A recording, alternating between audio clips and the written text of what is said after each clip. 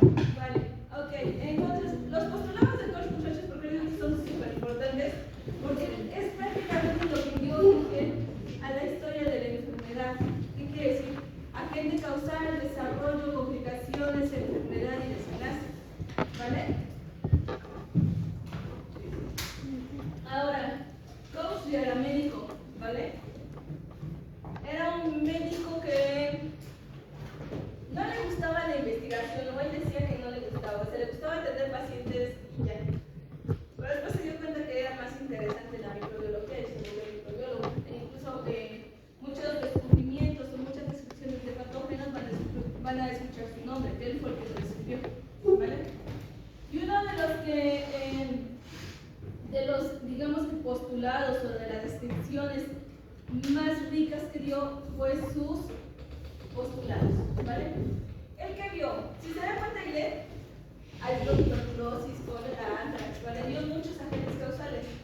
Y él pudo observar y pudo comprobar que si alguien estaba enfermo por un microorganismo, iba a tener una sintomatología, se iba a sentir mal, ¿vale? Entonces, el primero es que un paciente que se sentía mal iba a ser ocasionado por un agente microbiano, ¿vale? Hongo, parásito, virus, bacteria, que fuera. Ese agente, muchachos, era el que iba a estar provocando la enfermedad.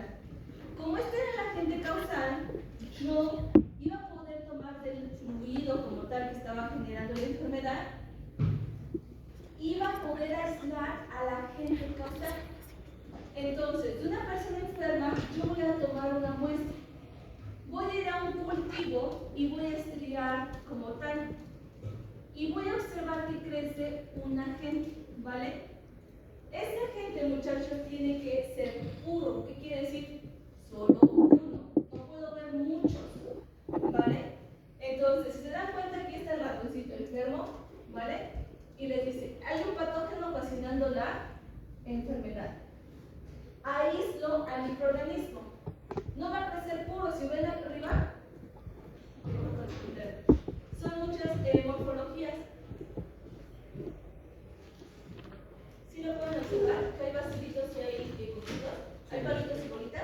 Sí. Vale. Ok, entonces dice, yo del que creo que es el agente causal, obviamente es el que predomina, ¿va? El que está presente, ¿va? Lo voy a aislar. Entonces, ¿cómo puedo saber cuál es? Puedes aislar de pacientes enfermos y de pacientes sanos. Si te crecen colonias similares en el sano que en el enfermo, obviamente ese no es el agente causal. Pero si te crece uno diferente en el enfermo y en el sano no, pues obviamente ese es el de interés. Lo agarras y lo aíslas, ¿vale? Entonces, lo siembras para hacerlo puro. ¿Qué es la palabra puro? Que solo hay uno, único, ¿vale? Ya que lo aislaste, ¿vale? Ya que lo tienes bien aislado, bien puro, vas a agarrar este y lo vas a inocular en otro animalito, ¿vale? Obviamente estos experimentos se hacen en animales. Y cuando lo inoculas en el animal se enferma. Pero la enfermedad tiene que ser igual de donde lo aislaste. Si él tenía tos, él tiene tos. Si él tenía catarro, él tiene catarro. Si él tiene temperatura, él tiene temperatura. ¿Vale? Todo igual. Si tu paciente murió, este murió. Si tu paciente se quedó ciego, este se va a quedar ciego. Del que ya está enfermo, vuelves a aislar. Y cuando aíslas, debes de volver a encontrar al agente patógeno, ¿vale? Entonces, este experimento dio origen a los postulados de Koch. ¿Qué son los postulados del Koch? Una enfermedad infecciosa es ocasionada por un agente causal. De la persona enferma, tú vas a aislar a un microorganismo que es el que está ocasionando la enfermedad. Cuando tú purificas este microorganismo y lo inoculas en una persona sana, se tiene que volver a repetir el cuadro clínico. Tiene que volver a dar la misma enfermedad, los mismos síntomas. Y de la persona enferma, tú tienes que volver a recuperar al microorganismo. ¿Vale? Entonces, si se dan cuenta, esta es la base para entender las enfermedades infectocontagiosas, porque una persona enferma contagia a una sana y se hace esa cadena de transmisión, como lo entendimos con Koch, ¿vale? El muchacho dio el parteaguas para ya empezar a ver cadenas de transmisión, ¿vale? Hospederos susceptibles, hospederos sin sintomatología, ¿vale? Y se dio una gran rama en la investigación en cuanto a este rubro. Pero Koch fue el que se dio la tarea de observar. Les digo, no le gustaba la investigación, pero era muy observador. Entonces cualquiera se fuera enfocado de que encontré antes, encontré tuberculosis, encontré cólera, pero le dijo, ya lo encontré, pero ¿por qué lo encuentro? ¿Por qué todos los que encuentras este sintomatología tienen este patógeno? El patógeno entonces se le contagia, pasa de una persona a otra. No se supone que era más por andar en el suelo, en el aire de estos microorganismos, y se dio cuenta que no, que una persona puede pasar a otra persona, el contagio directo, ¿vale? Entonces, ya dentro de esta historia de la microbiología, muchachos, empiezan ahora ya no solo descubrimientos por los agentes, sino para facilitar el aislamiento de los agentes, ¿vale? Para poder sembrarlos, antes hacían un tipo de gelatina, literal era el polímero de la gelatina, pero lo concentraban mucho para poder sembrar. Pero ¿qué pasa a la gelatina cuando la dejan en temperatura ambiente? Se deshace, ¿vale? Pues fue esposa de Walter, Angelina, no me meto con Angelina, pero se fue Walter, ¿vale? Angelina inventó el agar-agar, ¿vale?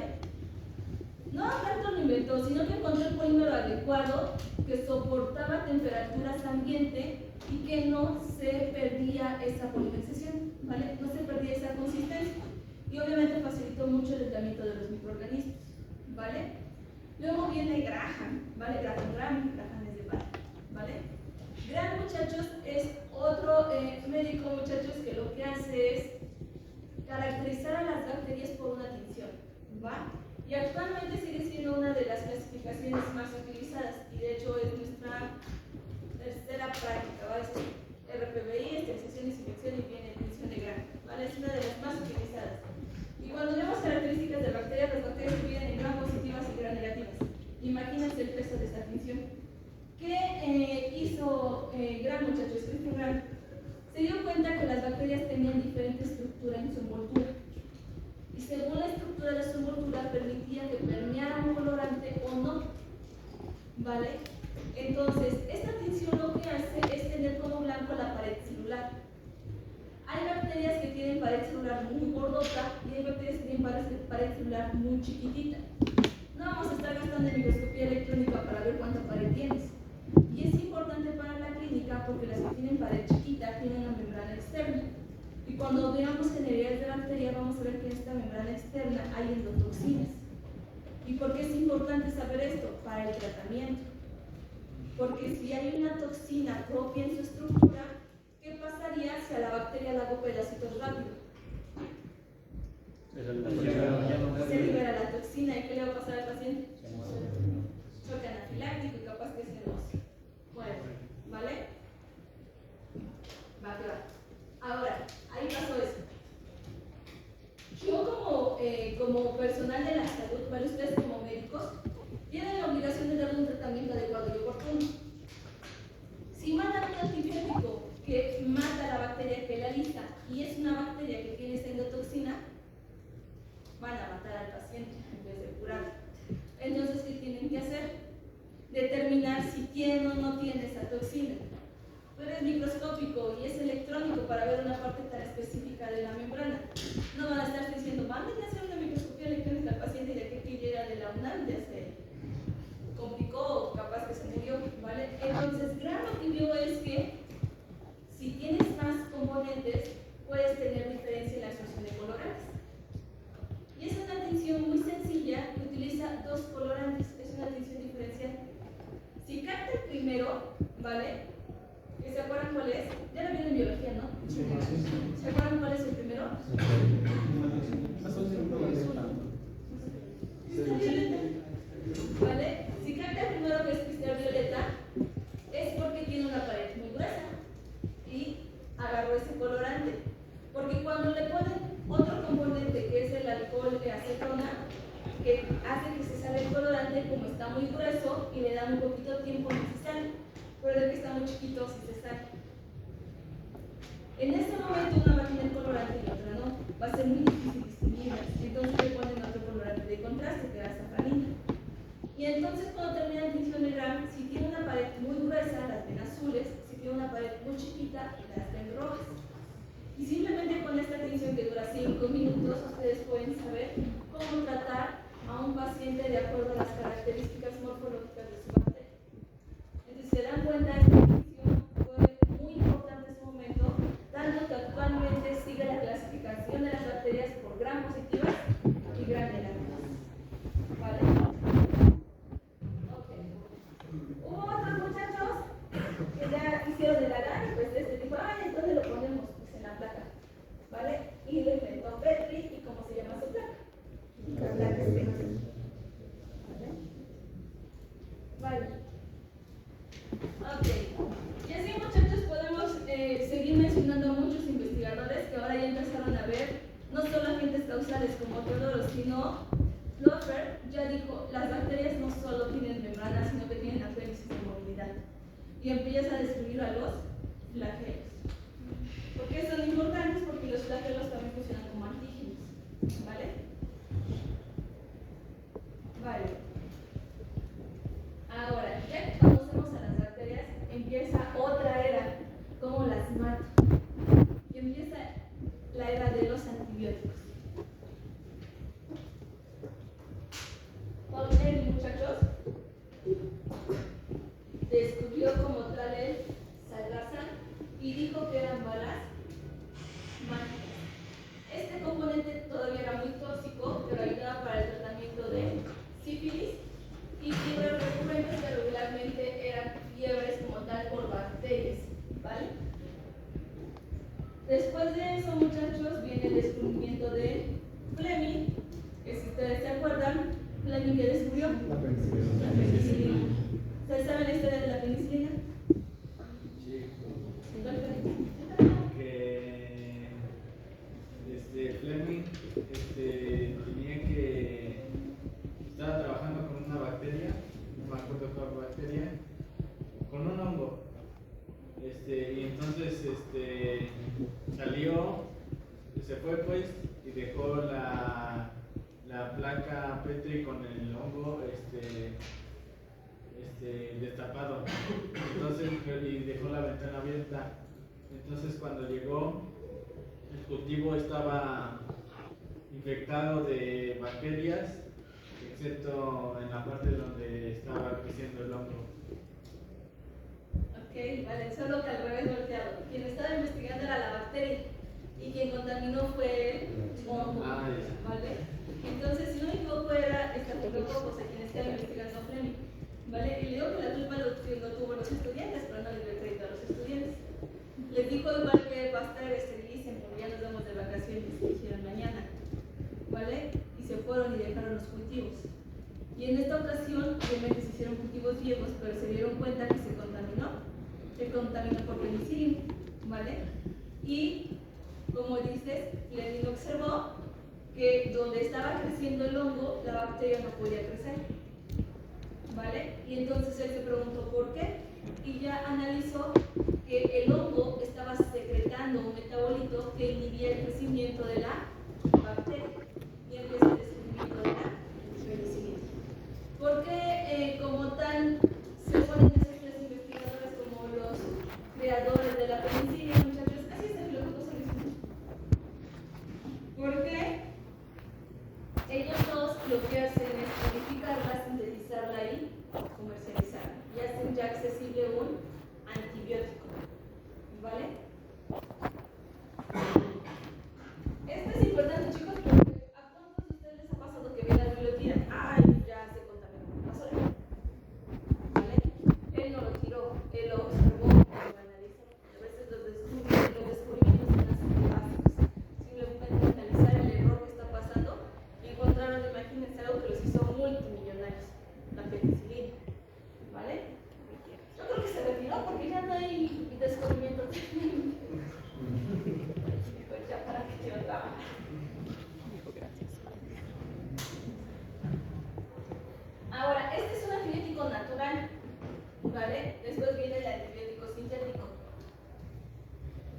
sintetiza el pronto, sí, ¿vale?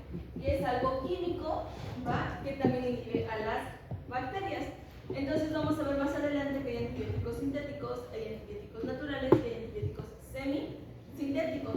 ¿Por qué son semisintéticos? Agarras el natural y lo adornas y entonces ya tienes un nuevo antibiótico, ¿vale? Ok, y la bacteriología sigue y sigue y sigue, muchachos, pero ya para descubrimientos menos relevantes. Pero ¿qué es lo que realmente empieza a surgir y opacar a la bacteriología? La virología, ¿vale? Dimitri descubre el virus del mosaico del tabaco, muchachos, no porque fuera muy buena persona, sino porque le pagaron una cantidad elevada porque estaba infectando al tabaco, estaba viendo pérdidas millonarias. Y entonces él se puede investigar y aísla el virus como tal, ¿vale? Aislarlo nos referimos a que lo vio como tal y lo identificó. Se le decía, muchachos, que eran partículas infiltrables porque el filtro que se tenía en ese momento para las bacterias no servía para los virus. Porque ustedes saben que son mucho más pequeños y que además son intracelulares, ¿vale? Como vio, muchachos, que era un germen viviente soluble, dijo que era un veneno literal y le puso virus, ¿vale? Que significa veneno. ¿Ah? Vale. Ahora, ya que identifican los virus, pues ya todos empiezan a buscar virus, ya se olvidaron de las bacterias y ahora todos volvemos con los virus. Y se dan cuenta, muchachos, que hay varios agentes que tienen agentes causales de enfermedades, ¿vale? Virus que están siendo patógenos, ¿va? En los animales, el primero que se describe, muchachos, es Freddy Lipow y es la fiebre aftosa, ¿vale? Después, Walter, junto con sus colaboradores en Cuba, describe el virus de la fiebre amarilla, ¿vale? Y luego en conjunto estos dos investigadores empiezan a describir al virus de la poliomielitis, ¿vale? Este fue un descubrimiento muy importante porque la poliomielitis generó muchas secuelas en los pacientes infectados. No solo te mataba, sino que te dejaba paralizado, ¿vale? ¿Alguna vez vieron en el Face cuando decía el último pulmón mecánico viviente? ¿Sí? Era el último paciente que tuvo polio y que fue tan grave que le paralizó los pulmones. Entonces prácticamente estaba más de 20 horas al día en una máquina que respiraba por él. Y era una feo, pero era como una tragedia mental. Él estaba todo el día, no tenía su cabecita fuera. Y podía salir de vez en cuando un rato. ¿Por qué un rato? Porque sus pulmones, el polio lo que hace es atrofiar la musculatura. Ya no se contagia y los pacientes se mueren. Y en ese momento se inventó ese instrumento que permitía hacer llave. Pero posiblemente genera úlceras, los pacientes se deprimen, deficiencia del sistema inmunológico y varios murieron. Pero ese era el último, como tal, creo que ya falleció el señor, ¿vale? Era el último pulmón metálico, ¿vale? Entonces, esta investigación de descubrir la fuente causal de esta enfermedad que generaba tantas muertes y secuelas fue uno de los más importantes, ¿vale? Y pues obviamente dio pie al descubrimiento de la vacuna, ¿vale? También, muchachos, ven virus que son transmitidos por animales domésticos, ¿vale? Empiezan a asociar virus con cáncer. Como era muy importante el virus del polio, Constantin, muchachos, lo logra confirmar, ¿vale? Lo logra aislar y obviamente pues es tejido nervioso, ¿vale? Vean, después empiezan a observar que hay virus que infectan a bacterias y describen a los bacteriófagos. Y la buena es que, muchachos, uno de los descubrimientos más importantes de la virología pues es analizar que hay un virus que está asociado a cáncer ya en humanos, ¿vale?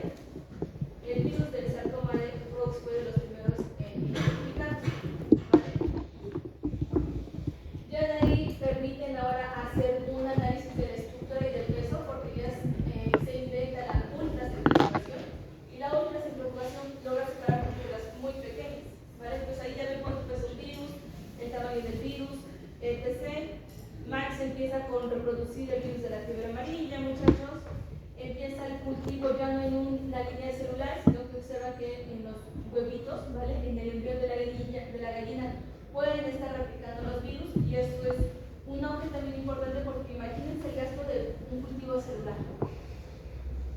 comparado con el embrión de un huevo, pues es 10 veces menos, ¿vale?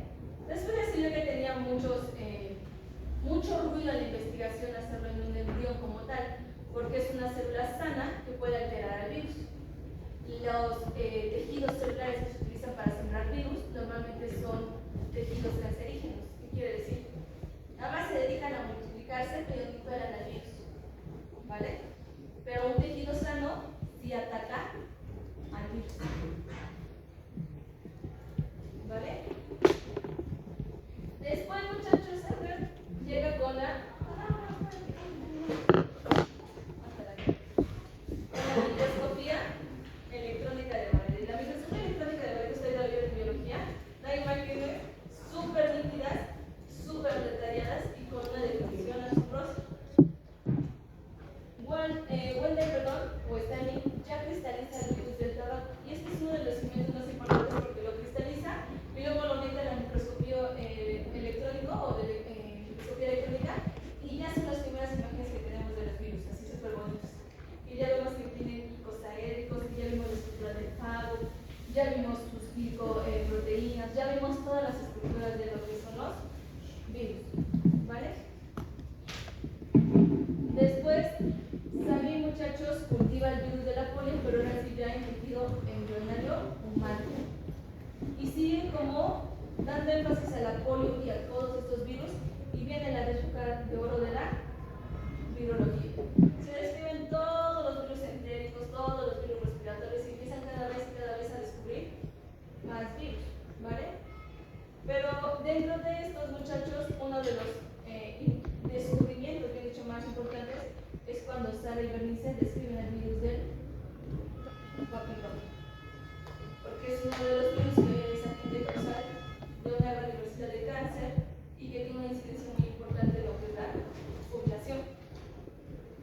¿Vale? Después, muchachos, no sé si han escuchado que hay partículas virales. Lo vamos a ver en las generalidades de la biología, pero existen estructuras que ni siquiera son virus, que solo son DNA o RNA o proteínas que infectan. Y en este sentido, Alpert se da cuenta que solo el ácido nucleico viral podría ser infectante, y es lo que conocemos como los viroides. No, los viroides son solo DNA que infectan como tal a organismos.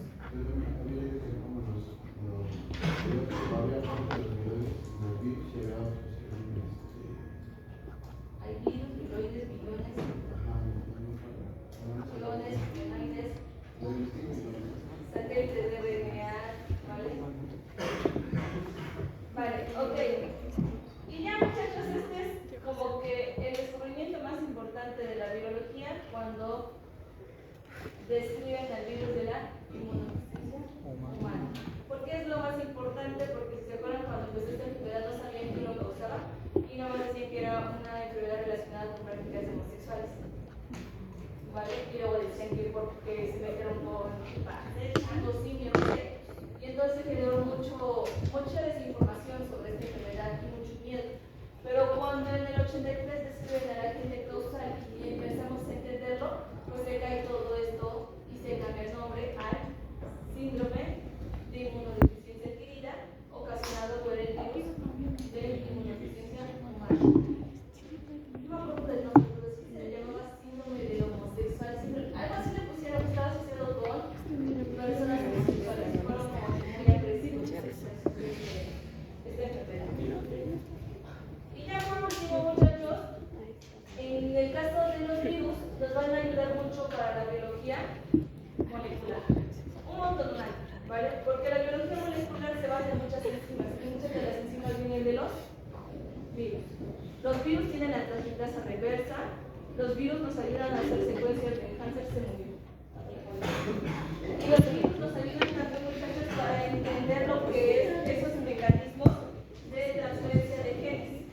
Entonces, todo lo que hace la biología molecular, sí utiliza enzimas de bacterias, porque sí las utilizan, pero lo que realmente enzimas de los virus y poder ahora, hasta con ellas mismas, entender a los virus. ¿Vale? ¿Se acuerdan de la prueba de COVID? Sí. ¿Cómo se hace? Bueno, no serológica, la molecular. La PCR. ¿Es una PCR normal?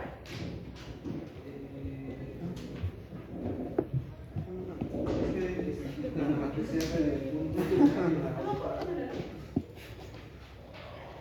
Sí, te escucho.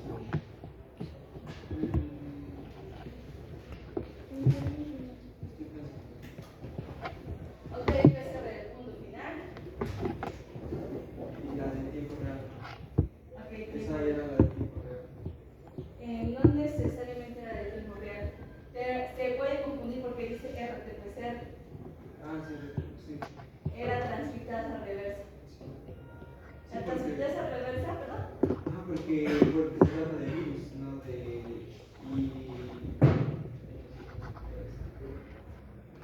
No, virus. Está bien, son confundir. El virus de COVID tiene RNA. ¿Vale? ¿Han escuchado del PCR? ¿Saben qué es el PCR? El PCR, muchachos, es hacer in vitro lo que la célula hace in vivo para replicar el DNA. ¿Se acuerdan que para replicar el DNA había pasos? Sí. ¿Sí? ¿Se acuerdan que ya no voy a replicar? Entonces llegaban unas enzimas que eran toposimerasas y girasas y la hebra del DNA la desdoblaban y hacían la horquilla de replicación, se abría. Y luego venía el fragmento Tokazaki, que era un pedacito de RNA que se unía para que la polimerasa pudiera unirse y empezar a replicar todo el genoma. ¿Sí se acuerdan de eso? Eso es el PCR. Pero en vez de todo el genoma, solo un gen. Entonces, ¿cómo desnaturalizo el DNA? ¿Cómo lo abro? No le puedo poner todas las enzimas. Entonces el PCR lo que hace es una temperatura que lo abra, que lo desnaturaliza. Bien poquito, 30 segundos, lo abro. Luego, los fragmentos de Okazaki nosotros los sintetizamos. Dependiendo del gen que quiero amplificar, sintetizo pedacitos de DNA que se van a pegar ahí y se los pongo al tubito. Luego ya solucioné el fragmento de Okazaki, ya solucioné las que como tanto polimerasa. Y me falta solucionar, ya tenía polimerasa. Se extrae de la bacteria, la más utilizada es la de E. coli, ¿vale? Y se coloca ahí. E igual se pone una temperatura para que se alinee y otra temperatura para que amplifique, ¿vale? Y esto se hace muchas veces. Por eso es reacción en cadena de la polimerasa. Entonces lo que hace el PCR es agarrar el DNA y hacer muchas copias de ese DNA para que cuando yo lo quiera analizar y ver, hago una electroforesis y como son muchas, es visible, se ve una banda, ¿vale? Se ve como una señal positiva. Pero el virus de coronavirus es RNA y el PCR quedamos que es DNA. Entonces tengo que convertir el RNA en DNA. ¿Quién hace eso?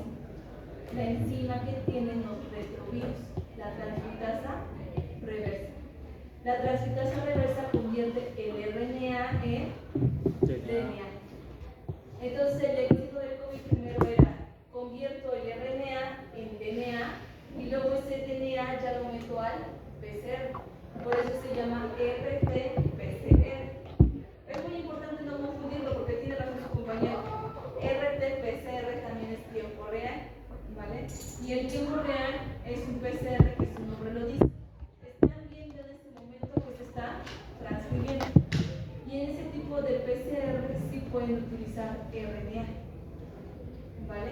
Pero es diferente la técnica y diferente la metodología. ¿Es lo mismo el fragmento de Okazaki que el primer? ¿Se les dice igual o es algo diferente? El fragmento de Okazaki es en la célula. El primer es el que lo sintetizo, pero lleva a cabo la función del fragmento de Okazaki. Sí, si escriben un artículo y dicen voy a hacer un PCR y voy a poner el fragmento de Okazaki, no. ¿Vale? Entonces, si voy a hacer un PCR con mis cebadores, con mis iniciadores, con mis primer, ¿vale? Tiene muchos sinónimos, pero lo único que dice es el que va a iniciar la reacción. ¿Vale? Y también entendimos lo que es el splicing. ¿Se acuerdan del splicing en biología?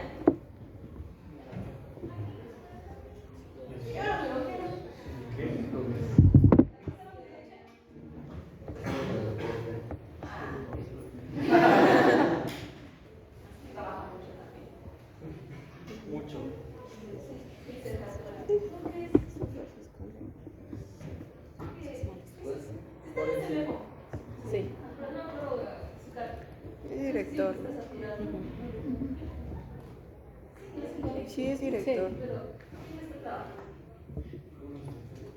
Vale. Porque esa que se ya se me olvidó. ¿Qué es el splicing? Ah, el splicing, sí es cierto. Vale. Si recuerdan en los eucariotas y los mamíferos, ¿vale? Principalmente, bueno, también en los hongos, ¿verdad? El DNA da un RNA. ¿Todos de acuerdo hasta ahí? Sí. Vale. El RNA en las bacterias, ustedes se acuerdan, se leía y se convertía en una proteína, ¿no? Pero en los eucariotes, el RNA se tiene que limpiar. ¿Qué significa que tiene que limpiarse?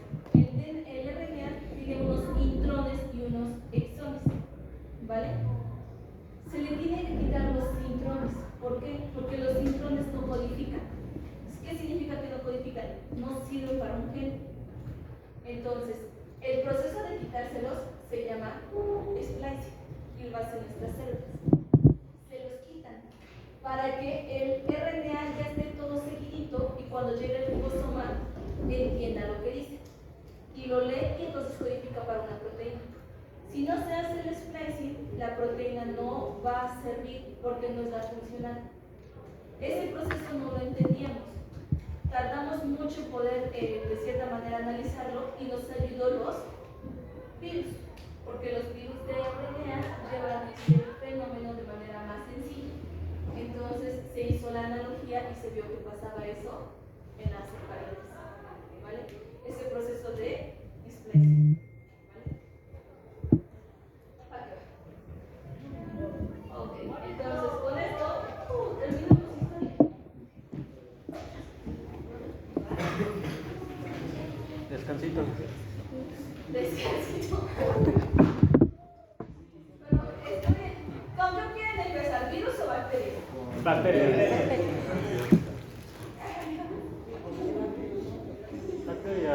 Vamos a empezar con bacterias porque el laboratorio empieza a hablar de bacterias. ¿Cuándo es el laboratorio de bacterias?